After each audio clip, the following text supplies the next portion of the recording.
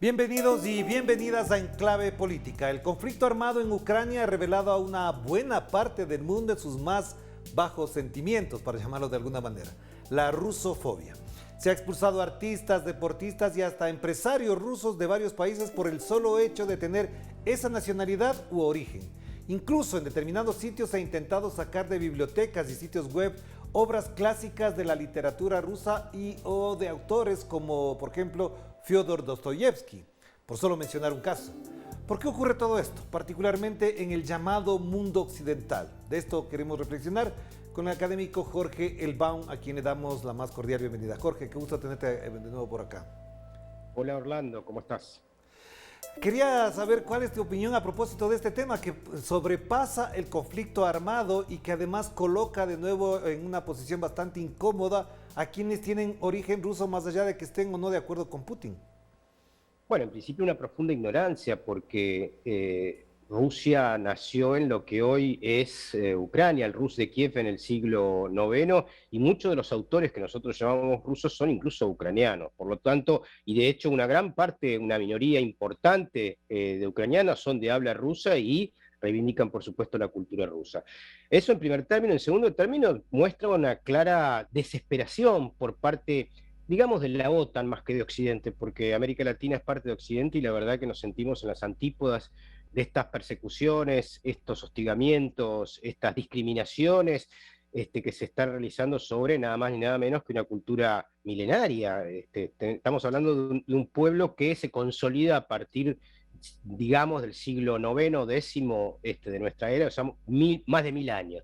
Entonces, en ese sentido, hay una profunda desesperación por parte de Estados Unidos, del Reino Unido de Gran Bretaña y parte de la Unión Europea por tratar de ganar en el mundo de los medios y de la comunicación una guerra que tienen perdida en el espacio militar y que además supone, les guste o no, una línea de demarcación impuesta por la Federación Rusa a quienes se pretendían los dueños del mundo, es decir, a la OTAN.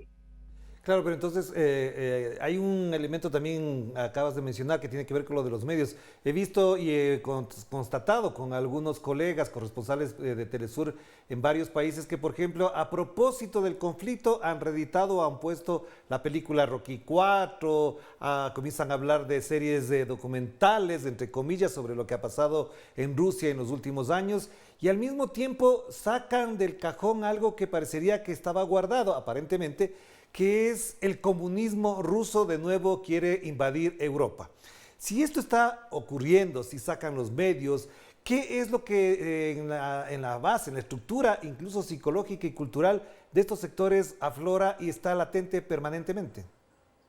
Lo que pasa básicamente en Estados Unidos y en Europa Occidental es un desprecio por la diferencia histórica, ¿no? Y que se ve en las prácticas coloniales desarrolladas en los últimos 2 siglos. Es decir, todo lo que no son ellos es despreciable y es digno de ser aniquilado. Y en ese sentido, hoy lo que se pretende es una cancelación, una aniquilación cultural, simbólica de la cultura rusa, que lo vemos claramente en esta guerra híbrida cognitiva que rompe incluso las propias propuestas hechas por las tradiciones políticas de la Europa occidental, como el liberalismo, que supone la necesidad de escuchar todas las campanas y una posibilidad de alguna manera de generar ciudadanía crítica a partir de la oferta de conocimiento que pueden dar por lo menos medios rusos, medios de distintas partes del mundo. El hecho de que se hayan proscripto muchos países,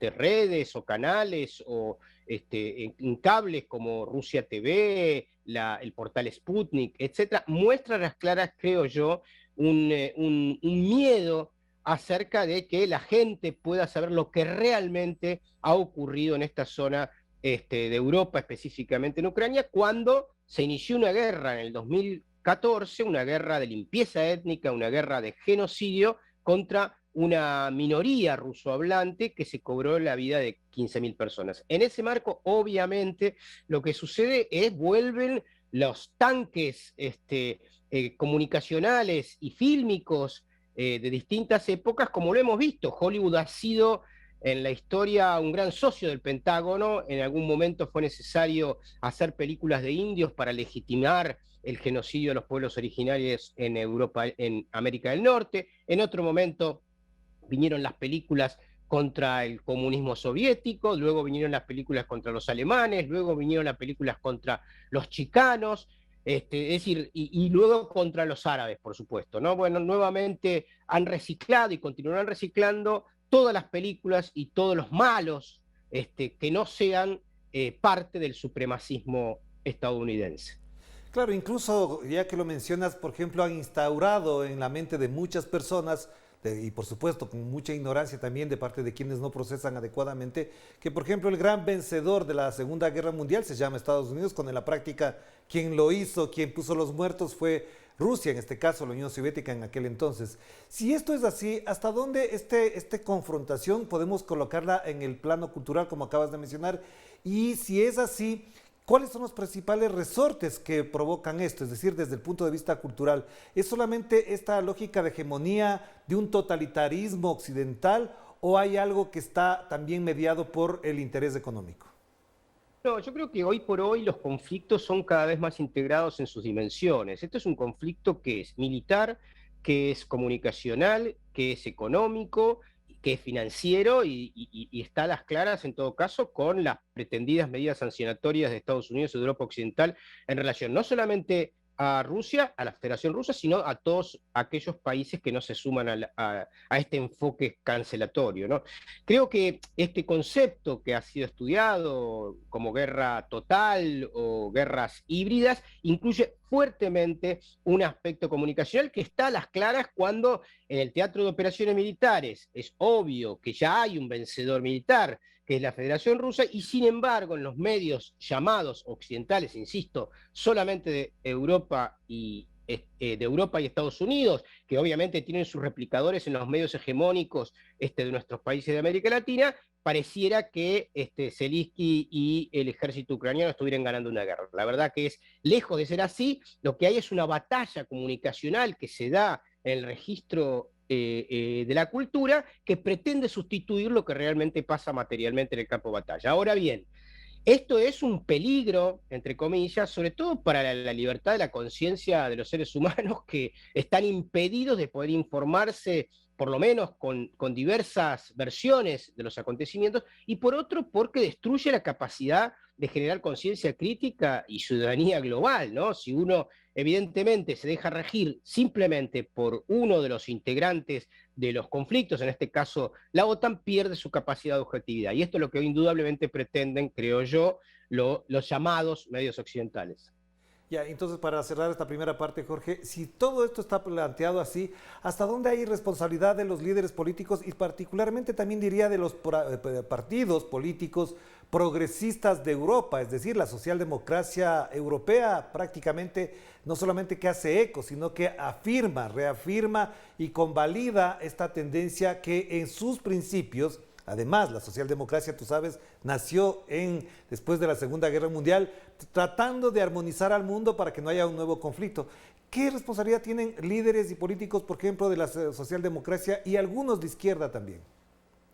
Yo creo que Europa tiene dos problemas. Por un lado, es que ha sido cooptada absolutamente, y quedó claro en este conflicto, por la política exterior de los Estados Unidos, por miedo, por temor a una autonomía o, si se quiere, independencia, de construir un polo ajeno al de Washington. Primero, Washington ha presionado para romper la Unión Europea, logrando el Brexit. Indudablemente el trumpismo fue eficaz en eso, y luego someter en todo caso a los países de Europa Occidental a una lógica militarista de cerco contra Rusia desarrollada desde la OTAN a partir de 1991, cuando creció en 13 países desde ese momento, pese a haberse comprometido en aquel momento con Gorbachev de no extenderse ni una pulgada más. Ahora, hay otro elemento que yo creo que es más de, si se quiere, política cultural, y que tiene que ver con la concepción colonial que tiene Europa y que obviamente está atravesada también en las socialdemocracias de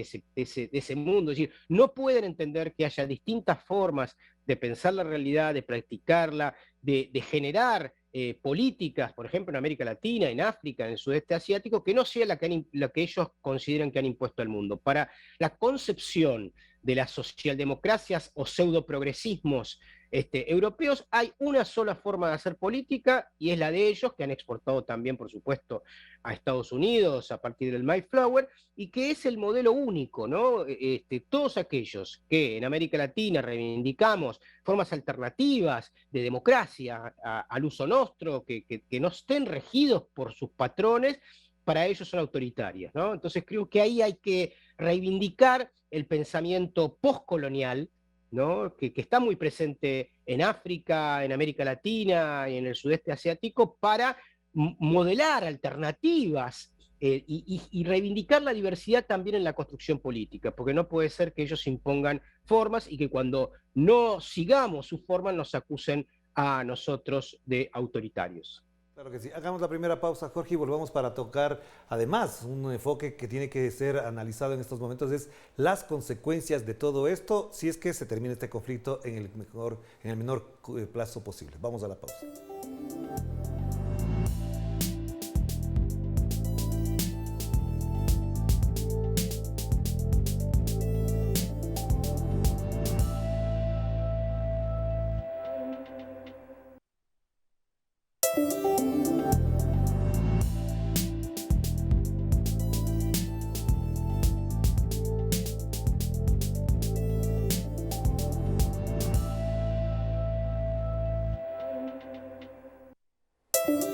Estamos de vuelta aquí en Enclave Política y seguimos conversando con el académico y sociólogo Jorge Elbaum.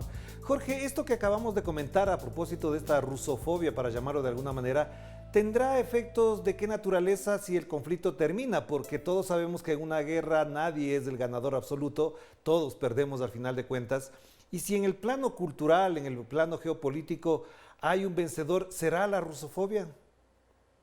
Yo creo que, digamos, la verdad que el teatro de operaciones futuro es difícil de preverlo con exactitud. Lo que sí sabemos es que como resultado de esto nos lanzamos a un mundo más multipolarizado. Es decir, ya Estados Unidos indudablemente habrá perdido ese dictatum, esas capacidades que tenía de poder imponerle a todo el mundo la regla del juego. Pensemos que por primera vez en un siglo un país, en este caso la Federación Rusa, le exige a Estados Unidos no pasar una línea de demarcación con sus Fuerzas Armadas directamente, y Estados Unidos ha cumplido. Esto es una derrota que nadie, ningún medio de comunicación quiere poner blanco sobre negro, pero que es indudable que está siendo sentida, por supuesto, al interior de Estados Unidos, que acusan al propio Biden de debilidad frente a esta evidente derrota. Ahora, el resultado yo creo que de ese mundo multipolar implica probablemente una autonomía creciente de muchos países, que no es solamente de la Federación Rusa o de China, sino de un corrimiento que se viene dando en términos comerciales y financieros desde el atlantismo hacia el sudeste asiático, y que generará que Rusia, como un integrante bicontinental de Europa y de Asia, se integrará mucho más fuerte a la ruta de la seda y a esta lógica productiva global que tiene como sede el imperio del centro, es decir, el viejo nombre que tenía China hace 3.000 años. En ese sentido, yo creo que efectivamente correrán como corrió en las últimas décadas la islamofobia pretendida por los Estados Unidos luego de las Torres Gemelas del 2001, pero tendrá la viabilidad que los tiempos, los negocios y los esquemas comerciales y financieros exijan. Cuando sea necesario volver a comprar, como siguen haciendo hasta el día de hoy, energía rusa dentro de Europa Occidental, se aliviarán los conflictos y quedará en la historia, como quedó efectivamente el 9 de mayo de 1945, como un triunfo militar y la llegada en aquel momento del Ejército Rojo a Berlín y el armisticio posterior, y el armisticio de la Alemania nazi. Lo que hay acá es también, creo yo, una revancha por parte de los sectores nazis ucranianos, que han sido derrotados en dos oportunidades. En 1917 los movimientos nacionalistas ucranianos fueron derrotados por el Ejército Rojo entre el 17 y el 21, y en el segundo momento, obviamente, entre el 41 y el 45, y esto es una revancha que empezó el 2 de mayo del 2014 con un golpe de Estado llamado Euromaidán, en el cual se proscribieron 11 partidos políticos interiores de Ucrania, se encarcelaron a 34 diputados de la oposición, y se empezó una limpieza étnica, insisto, subrayo y perdón que sea insistente, en la cual murieron 15.000 rusohablantes dentro del Donbass, razón por la cual Rusia dijo basta. Claro que sí, muy de acuerdo con eso. Y ahora, ¿cuál es el mayor aprendizaje de todo esto? Porque salimos de una guerra, salimos de las guerras de Irak, de Afganistán y parecería que el mundo empieza a entender la naturaleza real de los Estados Unidos.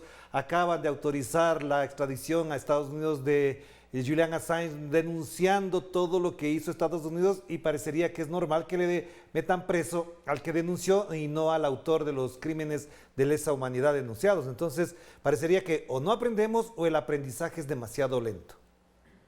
Yo creo, Orlando, que algunos aprendemos y otros no, ¿no? Y habría que hacer una sociología o segmentar el aprendizaje, ¿no? Hay sectores en el mundo que toman conciencia que hay un país que en el siglo XX fue capaz de lanzar 2 bombas nucleares sobre población civil y matar 300.000 personas en 48 horas.